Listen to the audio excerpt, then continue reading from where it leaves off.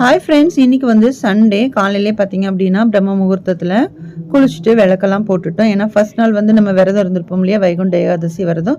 So அதுக்கான விரதத்தை நம்ம முடிக்கிறோம் அப்படிங்கும்போது சமையல் பண்ணுவோம் இல்லையா, அதனால் சாப்பாடு வச்சுருந்தேன். அப்புறம் சாம்பார், அவியலுக்கு பொரியலுக்கெல்லாம் பார்த்தீங்கன்னா கொஞ்சம் கொஞ்சமாக இருக்கும்போதே கட் பண்ணி வச்சுட்டேன் காயை. ஸோ கட் பண்ணி வைக்கும்போது கொஞ்சம் ஈஸியாக இருந்துச்சு.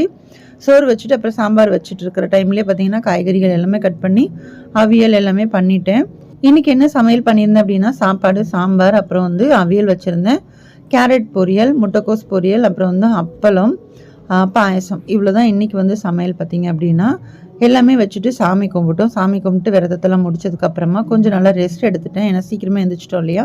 இன்றைக்கி சாயந்தரம் பிரதோஷம் வேறு இருக்கு இல்லையா, அதனால் சாயந்தரமாக பார்த்தீங்கன்னா சிவன் கோயிலுக்கு போயிட்டு அபிஷேகம் எல்லாமே நம்மளே தான் பண்ணணும். இங்கே வந்து பூசாரி வந்தெல்லாம் பண்ண மாட்டாங்க. நம்மளே வந்து அபிஷேகம் எல்லாமே பண்ணி சாமி கும்பிட்டோம். ரொம்ப திருப்தியாக போச்சு. இன்றைக்கி விலாக் இப்படி தான் போச்சு. இந்த விலாக் பிடிச்சிருக்கு அப்படின்னா லைக் பண்ணுங்கள், ஷேர் பண்ணுங்கள். தேங்க்யூ.